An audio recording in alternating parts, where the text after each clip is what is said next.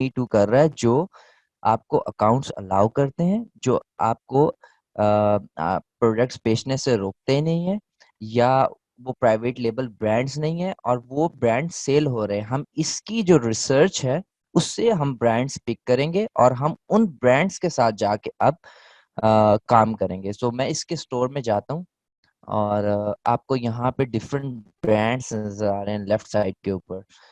इन सारे ब्रांड्स के अंदर ये काम करता है। और आ जाए आप इस यहाँ, आपको आपके पास सारे ब्रांड्स आ गए। Baby art, baby bands, baby Einstein, नक, फिलिप्स। अब यहाँ इतने ब्रांड्स हैं कि आपने इनके नाम भी पहले नहीं सुने होंगे ऑब्वियसली। यहाँ आपको एक ब्रांड जिससे हम ढूंढने निकले थे वो था स्वेडल मी। ये स्वेडल मी की लिस्टिंग थी और इससे हमने अब कितने ब्रांड्स ढूंढे? ये सारे ब्रांड्स जो ये सेलर सेल कर रहा है, और इट मींस कि ये जितने ब्रांड्स हैं ये अकाउंट्स देते हैं। और अब हम एक एक करके, यानी स्वेडल मी जो है इसको सर्च करेंगे। गूगल पे जाते हैं और हम इस एक ब्रांड को सर्च करते हैं, बिकॉज हमें पता है कि ये जो है ब्रांड है, ये हमें अकाउंट दे देगा, बिकॉज इसको काफी लोग मी टू करके बैठे हैं, होलसेलर। सो हम डिस्ट्रीब्यूटर लिख लेते हैं यहाँ पे। सो यहाँ पे आपके सामने एक आ गया, बेबी ब्रांड्स डायरेक्ट, और ये सारे होल सेलर्स हैं। यहाँ से आपको इनकी प्रोडक्ट मिल जाएगी। ये आपको प्राइस यहाँ नज़र नहीं आ रही, और प्राइस इसलिए नज़र नहीं आ रही क्योंकि ये एक होलसेल डिस्ट्रीब्यूटर है। ये आपको कभी अकाउंट नहीं देंगे अनलेस के आप जब तक इनके साथ अप्लाई नहीं करेंगे, आप इनको वेबसाइट नहीं दिखाएंगे। और ये करंटली आउट ऑफ स्टॉक है और ये सेम आइटम है, इसमें जस्ट कलर चेंज है। तो आपके सामने ये आ गया डिस्ट्रीब्यूटर। अब हम क्या करेंगे, इसके साथ अकाउंट बनाएंगे और इसके साथ हम काम स्टार्ट कर देंगे। और यहाँ पे एक जो ब्रांड है इसके डिफरेंट डिस्ट्रीब्यूटर्स हैं, summer infant, baby brand direct, और आप सबके साथ अकाउंट बना सकते हैं। हर एक के पास डिफरेंट रेंज होगी प्रोडक्ट्स की। सो this is called reverse sourcing. और अब रिवर्स सोर्सिंग में अगर आपने देखा होगा कि जो वो ब्रांड बेच रहा है वो मैंने निकाल भी लिया और मैं उसी दिन कांटेक्ट करके उसको मी टू भी कर सकता हूँ कुछ दिनों में। और जो पहली रिसर्च है उसमें ये होता है कि हम ब्लाइंडली जाते हैं और हम ब्रांड्स ढूंढते हैं। और रिवर्स सोर्सिंग हम इस तरह नहीं करते, ये एक मैनुअल तरीका है। मेरी रिवर्स सोर्सिंग के ऊपर वीडियोस हैं जंगल स्काउट में, हीलियम 10 में और कीपा में, और एएमजी एनालाइजर। और वो वीडियोस अपने वीबीसी के अंदर अपलोडेड हैं, वो आप देख भी सकते हैं। So the next point is okay, Keepa and Helium 10।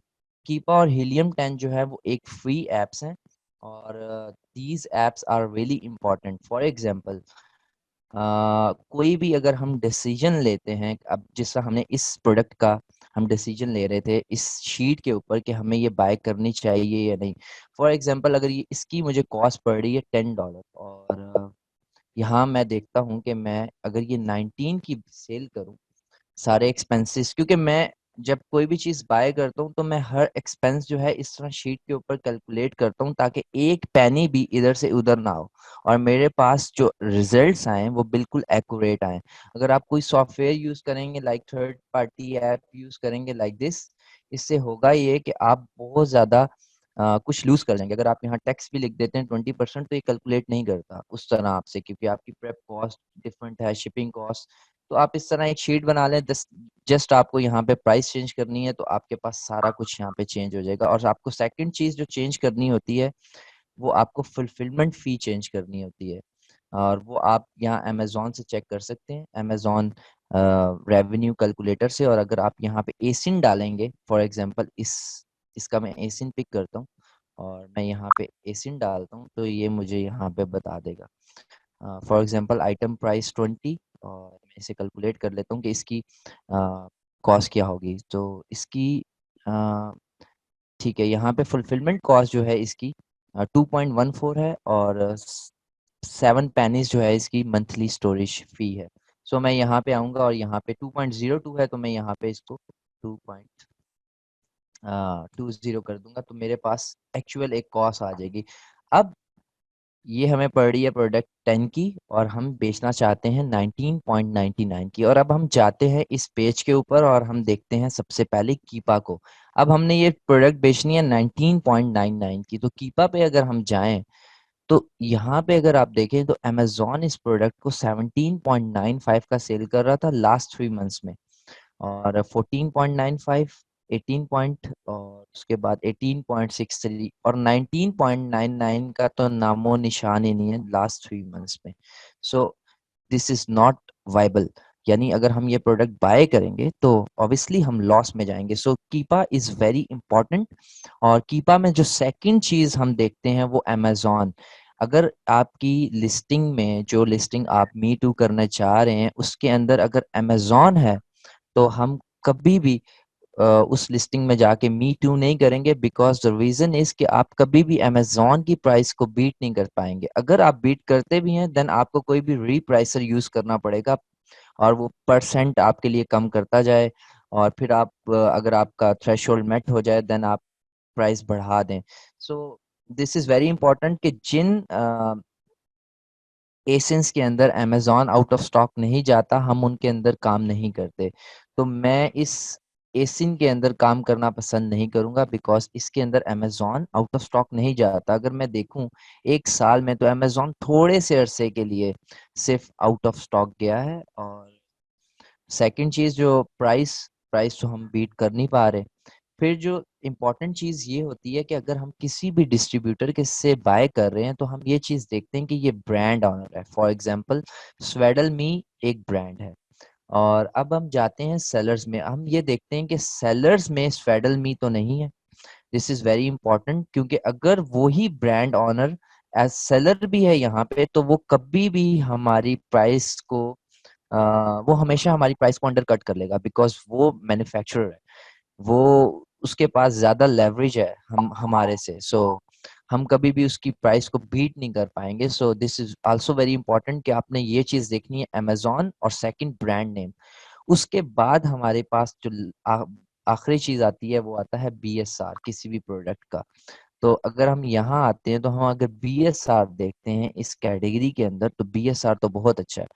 और 90 डेज के अंदर भी अगर हम देखें 1 ईयर के अंदर भी देखें तो हमारे पास इसमें बीएसआर बहुत अच्छा है। और लेकिन द प्रॉब्लम इज कि हमें प्राइस अच्छी नहीं मिल रही और इसमें अमेजोन है। और तीसरी चीज हम चेक करते हैं कि ब्रांड ऑनर खुद तो सेल नहीं कर रहा, और हीलियम और कीपा के ये यूजेज है। और ये बिल्कुल बेसिक मैं आपको बता रहा हूँ, हीलियम से और कीपा से हम रिवर्स सोर्सिंग भी करते हैं। और अगर मैं आपको एक चीज़ एक्सप्लेन कर दूं, अगर आपके पास कोई एक लिस्टिंग है जिसके अंदर वेरिएशन है, फॉर एग्जांपल मैं यहाँ जाता हूँ और कोई वेरिएशन वाली लिस्टिंग ढूंढता हूँ। ओके, यहाँ पे मैं लिख लेता हूँ सॉक्स। ओके,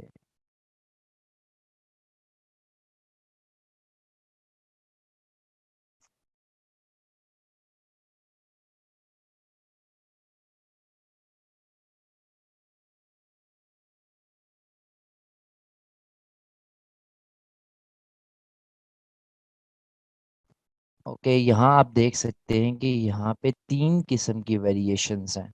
अब जब आप वेरिएशन पे आएंगे तो आपने हमेशा इस वेरिएशन का बीएसआर और इस वेरिएशन का डाटा देखना है। सो अगर आप यहाँ जाएंगे तो आपको आप हीलियम 10 से, या 1 मिनट में ये लोड हो जाए हीलियम 10 तो ओके। सो आप यहाँ पे आ जाएं और आपके सामने ये स्पेसिफिक एसी ना आ रहा है, और यहाँ पे आप इसको अगर ओपन करें तो यहाँ पे आप इन्वेंट्री लेवल्स भी देख सकते हैं। और उसके बाद 1 मिनट। ओके, ये मेरे सामने तीनों जो है ये एसेंस या वेरिएशंस ओपन होगी। अब मैं इनमें से किसी एक वेरिएशन को सोर्स करना चाह रहा हूँ। फॉर एग्जांपल वो ये वेरिएशन है और मुझे इन दोनों का डाटा नहीं देखना, तो मैं ये हीलियम 10 से यहाँ से सेल्स रैंक भी इसका देख सकता हूँ, स्पेसिफिक एसिन का।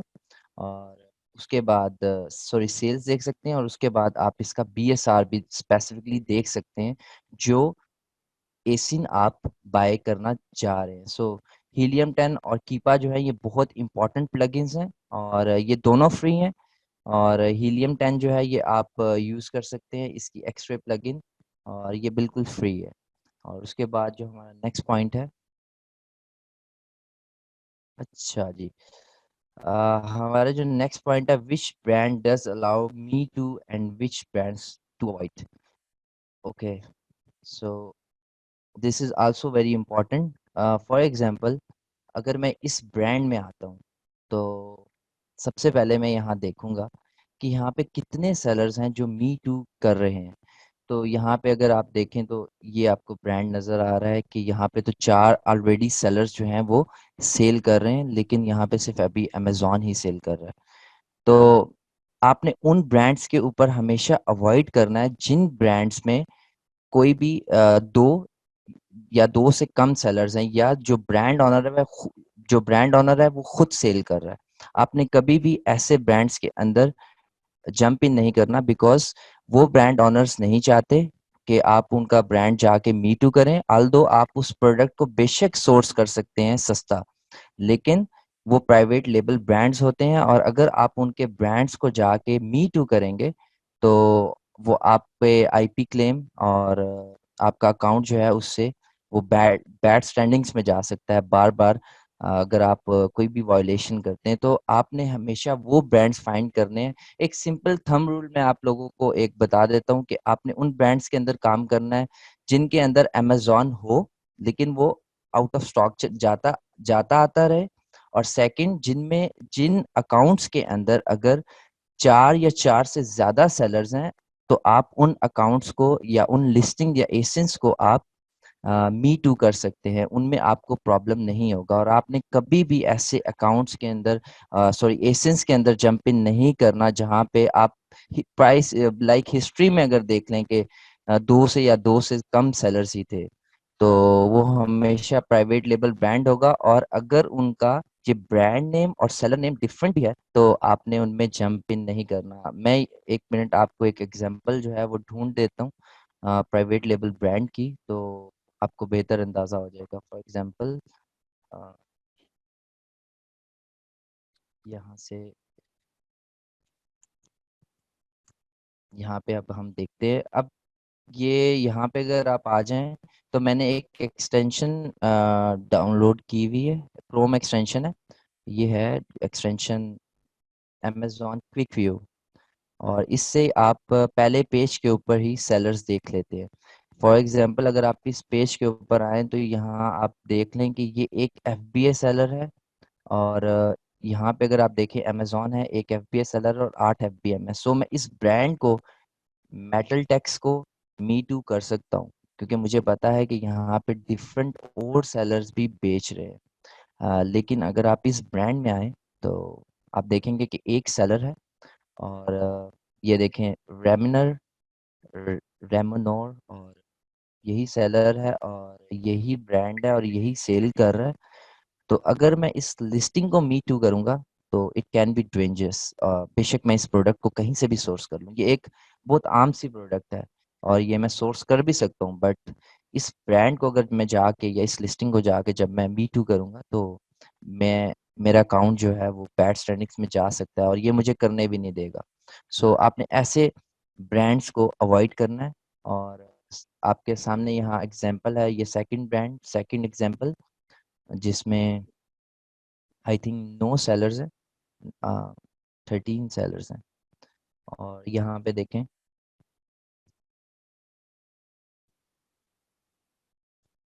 मेटल टैक्स जो है वो खुद भी यहाँ सेल नहीं कर रहा, और वो अलाउ कर रहा है कि मेरे से ख़रीदो और डिफरेंट सेलर्स जो हैं उसको वो सेल करें। सो ये पॉइंट भी आई थिंक क्लियर हो गया होगा आपका। और उसके बाद हमारे जो नेक्स्ट है, अ, जिनके ऑलवेज चेक योर अकाउंट और ASIN before you buy any inventory. अच्छा, ये पूरा ब्लैंक ब्लैक नहीं हुआ था। अच्छा, आप लोगों जिनके न्यू अकाउंट्स हैं वो कोई भी कैटेगरी मेरी एक वीडियो है वीबीसी के अंदर, वो भी आपने देखनी है कि आपने स्टार्ट के अंदर किन कैटेगरीज के अंदर काम करना है। फॉर एग्जांपल, अगर आप ये जो लिस्टिंग है, अगर आप इसे देखते हैं कि मैं इसको मी टू कर सकता हूँ, ऑल राइट, आप मी टू कर सकते हैं, बट क्या अमेजोन आपको अलाउ करता है कि आप इस कैटेगरी के अंदर सेल करें और इस एसिन के अंदर सेल करें? नहीं। जब आपके पास अमेजोन का न्यू अकाउंट होगा तो अमेजोन आपके अकाउंट के ऊपर सर्टेन किस्म की रिस्ट्रिक्शंस लगाएगा। फॉर एग्जांपल, आप कुछ कैटेगरीज के अंदर नहीं बेच सकते। For example, toys and games, babies, health और हेल्थ एंड ब्यूटी। तो उसमें आपको कैटेगरी के अंदर अगर सेल करना है तो आपको अप्रूवल चाहिए, और अप्रूवल दो चीज़ों से मिलता है। एक डिस्ट्रीब्यूटर की इनवॉइस से, और दूसरा उसके लेटर ऑफ अथोराइजेशन से।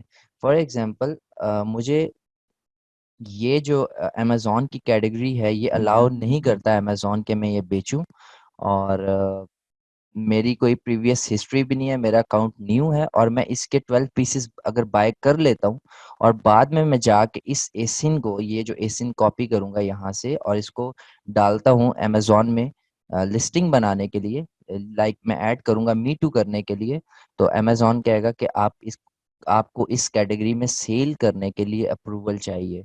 सो एज अ न्यूबी आपको इस चीज़ का ख्याल रखना है कि आप कभी भी कोई भी आइटम जो है वो बाय ना करें एट फर्स्ट, और आप उसको जाके पहले अपने अकाउंट के अंदर डालें, और जब वो आपसे मांगेगा स्लिप, आपसे इनवॉइस मांगेगा या आपसे लेटर ऑफ ऑथराइजेशन मांगेगा, तो आप अपने डिस्ट्रीब्यूटर या होलसेलर या मैन्युफैक्चरर के पास जाएं और उससे एक डमी इनवॉइस ले लें, एक फिक्टेड इनवॉइस ले लें, और वो इनवॉइस लेके आप अमेजोन में आएं और उसको अपलोड करें, और उस एसिन को आप अनगेट करें अगर आप इसी प्रोडक्ट को सेल करना चाहते हैं। फिर जब अगर आपका वो जो अकाउंट, आपका जो एसिन है या वो एक कैटेगरी है वो अनगेट हो जाती है, तो आप इसके पीसेस बाय करें फ्रॉम योर सप्लायर, और उसके बाद आप इसको रीसेल कर सकते हैं। बहुत सारे लोग ये मिस्टेक कर देते हैं। मिसाल के तौर पे उनके लिए टॉयज एंड गेम्स जो है, या बेबी की कैटेगरी, ये बेबी की कैटेगरी में आता है, और ये ऑब्वियसली जो अगर आपका न्यू अकाउंट है तो आपको ये सेल नहीं करने देगा, आपसे अप्रूवल मांगेगा, ये कहेगा कि ब्रांड की आप स्लिप लाओ, ब्रांड का अप्रूवल लाओ, तो आपको होलसेलर का लेटर ऑफ अथोराइजेशन या इनवॉइस जो है वो चाहिए होगी टू अनगेट दिस एसिन। और अगर आप बेबी या टॉयज ये कोई भी किसी भी कैटेगरी के अंदर कोई भी चीज अनगेट करवाते हैं तो इट डजेंट मीन कि सारे पूरी कैटेगरी अनगेट हो जाती है। टाइम लगता है, जब आपके फीडबैक्स बनते हैं, जब आप सेल करते हैं, आपकी हिस्ट्री बनती है, तो अमेजोन आपके लिए कोई भी चीज़ फिर अनगेट नहीं रखता। लेकिन स्टार्ट में आपके लिए आपके काफ़ी एसेंस कैटेगरी जो होते हैं वो गेटेड होते हैं, वो आप सेल नहीं कर सकते। So this is the introductory session, और अब मैं इसके बाद आप सब लोगों के क्वेश्चंस लूँगा, बिकॉज़ आज के सेशन में मैं बिल्कुल एक बेसिक्स जो थे वो मैं कवर कर रहा था कि किसी भी जो भी बंदा न्यू स्टार्ट करना चाहता है होलसेल एफबीए, तो उसके ज़हन में यही सिंपल जो सवाल होते हैं जो मुझसे वो सबसे ज़्यादा करते हैं, मैंने वही सवाल लिखे हैं और उनको एक्सप्लेन किया। तो इसके बाद मैं जो जो हैंड रेस कर रहा है मैं उसको अनम्यूट करता हूँ, और उनके क्वेश्चंस लेते हैं, और उसके बाद क्वेश्चंस जो है, माहरूख अलीम, आप प्लीज क्वेश्चन करें अपना। जी अस्सलाम वालेकुम। आवाज़ आ रही है मेरी? जी जी बिल्कुल, आपकी आवाज़ आ रही है। अच्छा, मैंने ये पूछ रहा था कि जब हम एक जो प्रोफेशनल वेबसाइट बनाएंगे तो उसमें हमें कुछ आइटम्स की लिस्ट करनी पड़ेगी कि हम ऑलरेडी ये चीज़ें हम सेल कर रहे हैं अपनी वेबसाइट पे, ताकि उनको ये जो है लुक हो कि हम वाकई बिजनेसमैन हैं, अभी हम स्टार्ट नहीं कर रहे, हम न्यू नहीं है। जी बिल्कुल, आप जब भी वेबसाइट बनाएंगे तो वेबसाइट प्रोफेशनल तब लगती है जब उसके अंदर कोई आइटम्स होते हैं। मैं आपको रेकमेंड करूंगा कि अगर आप एक निश के अंदर काम करते हैं ना, फॉर एग्जांपल अगर आप टॉयज एंड गेम्स के अंदर काम कर रहे हैं या आप होम एंड किचन के अंदर काम कर रहे हैं, तो आप ये करेंगे कि आप तो निश एक वेबसाइट बना लेंगे। मैं जिस तरह अगर एक अगर मेरा जनरल स्टोर है और एक मेरा नीश स्टोर है। तो मैं क्या करूँगा, मैं जनरल स्टोर के अंदर डिफरेंट कैटेगरीज के अकाउंट लेने के लिए मैं जनरल कैटेगरीज बनाऊंगा, डिफरेंट कैटेगरीज बनाऊंगा और उनके आइटम्स अब खुद लिस्ट करूंगा या अपने वीए से लिस्ट करवाऊंगा ताकि वो प्रोफेशनल लगे। कोई मुझे लाइक अगर कोई बड़ा डिस्ट्रीब्यूटर है वो हमेशा आपकी वेबसाइट जो है इसको रिव्यू करता है और उस वेबसाइट को देखता है कि इसके अंदर ऑलरेडी कितने आइटम्स हैं। लाइक कुछ बड़े अकाउंट्स जो हैं, ब्रांड ओनर्स जो हैं, जब तक आपकी वेबसाइट के अंदर ज़्यादा आइटम्स नहीं होंगे, वो प्रोफेशनल नहीं होगी, तो वो कभी भी आपको अकाउंट नहीं देंगे। सो मैं आपको रिकमेंड करूंगा कि आपकी वेबसाइट जो है वो भरी हुई होनी चाहिए, उसके अंदर आइटम्स हों प्रोफेशनल, उसमें पिक्चर्स अच्छी हों और उसमें अ, बेशक उसमें आप चेकआउट जो है उसको ऑफ रखें, लेकिन जिसको आप भेज रहे हैं उसको ऐसे ही लगे कि इसके ऊपर बाइंग एंड सेलिंग हो रही है। सही। अच्छा, मेरा दूसरा क्वेश्चन है कि हम सिर्फ बी टू ही करेंगे या न्यू लिस्टिंग भी बना सकते हैं होलसेल में?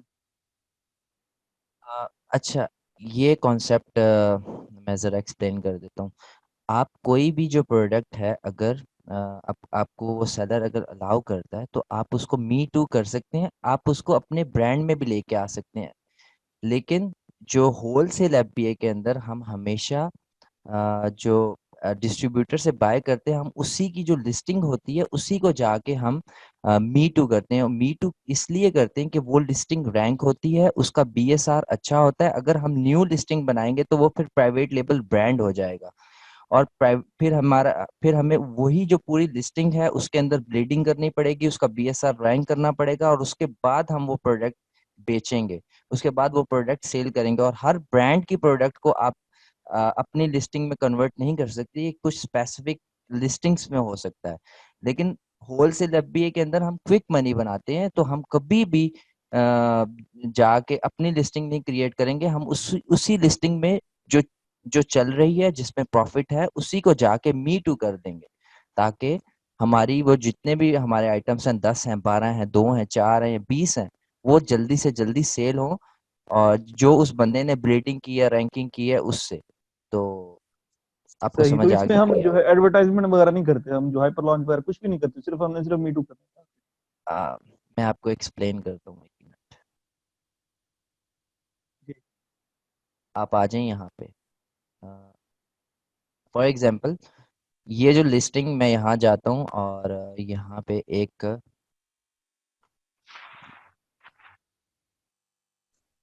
लेगो, लेगो जो है एक बहुत फेमस ब्रांड है। तो मैं यहाँ पे जाता हूँ और मैं यहाँ पे देखता हूँ कि ये एक आइटम है और यहाँ पे इसका मुझे बीएसआर नजर आ रहा है 7, लाइक 7 इसका बीएसआर है इन टॉयज एंड गेम्स, तो ये बहुत अच्छा सेल होता होगा। अब मैं यहाँ पे चेक करता हूँ कि इसकी मंथली सेल्स कितनी है। तो इसकी जो मंथली सेल्स हैं वो 3,500 हैं। ठीक है, जब इसकी 3,500 हजार सेल्स हैं तो मुझे क्या जरूरत है कि यहाँ पे जाके मैं एडवर्टाइजमेंट करूं। तो मेरा जो मकसद होगा वो ये होगा कि मैंने इस प्रोडक्ट को चीपली सोर्स करना है और इधर जाके ये जो 78 बंदे हैं इनमें जाके चिपक जाना है। ठीक है, और मैंने ये भी देखना है कि अगर ये जो प्राइस ट्रेंड चल रहा है ये 11.99, इसको अगर मैं बीट कर सकता हूँ तो मैंने यहाँ जाके जब मैं जैसे ही चिपकूंगा, ये आइटम मैं लगाऊंगा 11.99 की, तो होगा ये कि मेरे लाइक जितने भी 10 पीस हैं, 20 पीस हैं, वो तो एक ही दिन में बिक जाएंगे। तो मुझे तो एडवर्टाइजमेंट करने की जरूरत नहीं है क्योंकि मैं एक रैंक लिस्टिंग के ऊपर जाके मी टू कर रहा हूँ। आपको समझ आई कॉन्सेप्ट? जी, जी। जी, जी, ठीक हो गया। अच्छा, ये इसमें हम अगर हम जो है वैट में जाते हैं तो हम इसमें फ्लैट रेट तो हमारे लिए जो है वो ज़्यादा फेयरेबल नहीं रहेगा। हमें इसमें एडजस्टेबल वैट जो है वो यूके में करना चाहिए, राइट? मुझे आपकी बात नहीं समझ आई। हम जब कंपनी कंपनी रजिस्टर करेंगे यूके में, तो जो है वो रेट इसको वैट को रजिस्टर करते हैं, तो एक तो फ्लैट जी रेट जी जी। स्कीम है और एक है एडजस्टेबल। क्योंकि हम जो प्रोडक्ट सोर्स भी वहीं से कर रहे होंगे यूके से, तो हमारे लिए एडजस्टेबल स्कीम ज़्यादा फेवरेबल होगी, बजाय इसके कि हम फ्लैट रेट 7.5 को यूज़ करें, राइट? ठीक है, मैं आपकी बात समझ गया हूँ। ठीक है। अच्छा, एक चीज बता दूं कि यूके वाले जो लोग हैं ना वो होलसेल एफपीए जो है वो भूल जाए, क्योंकि यूके के अंदर सोर्सिंग नहीं होती। प्रॉब्लम ये है यूके के अंदर कि यूके के अंदर डिस्ट्रीब्यूटर्स बहुत कम है और जो डिस्ट्रीब्यूटर्स हैं वो बहुत छोटे हैं। अगर आप होलसेल एफबीए करते हैं यूएस के अंदर, आपके चांसेस बहुत ज़्यादा है ज़्यादा कमाने के और डिस्ट्रीब्यूटर्स ढूंढने के। यूके के अंदर आप सोर्स करते हैं from different countries like European countries, Spain हो गया, फ्रांस हो गया, जर्मनी हो गया।